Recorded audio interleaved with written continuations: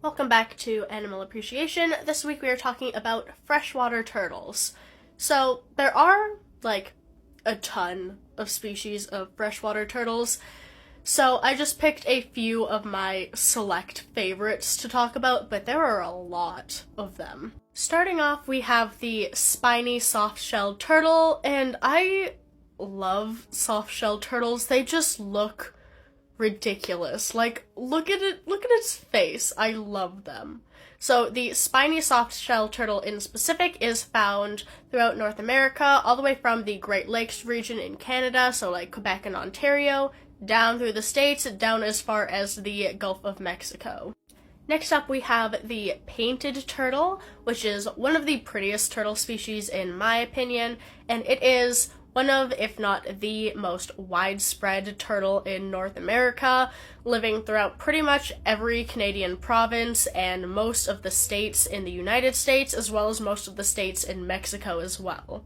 This little guy is everywhere. It's a pretty common turtle, so this is one of the ones you're most likely to see if you do see a turtle.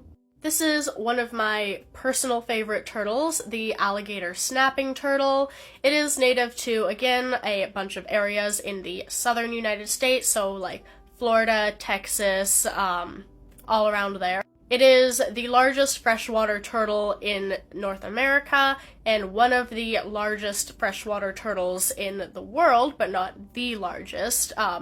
It is, I think, largest by weight, but not by total size. They are known for biting very hard, and you can get seriously injured by these guys. People lose fingers and toes to these guys quite commonly. So they are very cool, and I love them.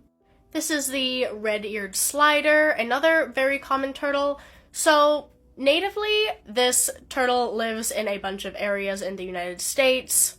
However, unfortunately, they are considered to be the most invasive turtle in the world due to them being very popular pet species, but when people release them into areas that they don't belong because they can't care for them anymore or they get too big or something, then they establish themselves in places they're not supposed to be and cause problems for the ecosystems and the other native turtles. So unfortunately, these guys have become invasive in a lot of places like Europe and I think Australia and some places in Asia, which is unfortunate. So if you get a pet turtle, make sure you take care of it and don't release it places because that's not good. You're going to destroy the ecosystem.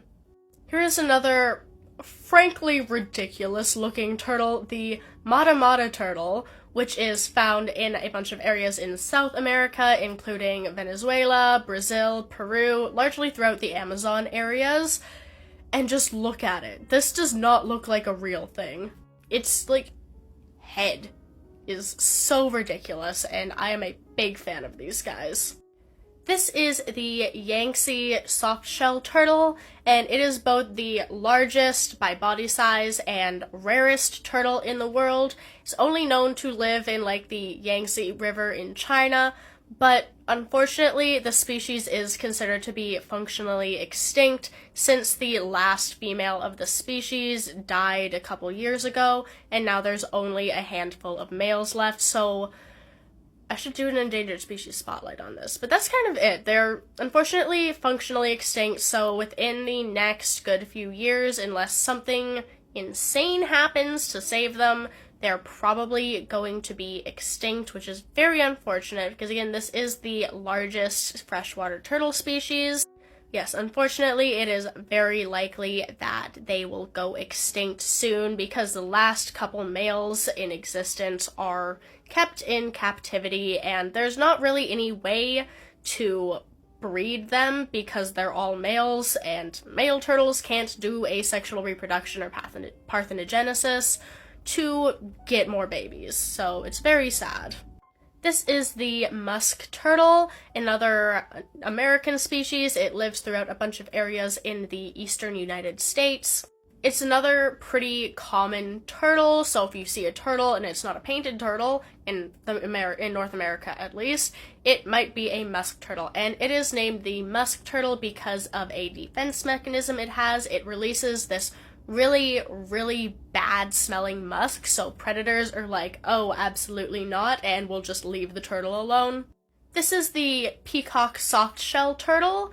It is a South Asian species, so it lives in a bunch of areas of like India, China, and these ones are babies. They do get quite a bit larger than this, but this is kind of the best picture I could find. So they do get larger than this, but they do have these very cool eye spots, which is where they get the name peacock from.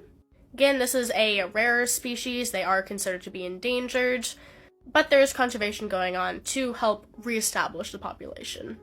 This is the woodland box turtle. There are quite a few different species of box turtles found throughout North America, but this one's my favorite. I like the woodland one because it looks super cool. Again, a decently common turtle, found like ponds, streams, etc., etc. Just a little guy. And finally, we have another very cool looking turtle, the diamondback terrapin. These guys live throughout, again, a bunch of areas in the United States and down a little bit into Mexico.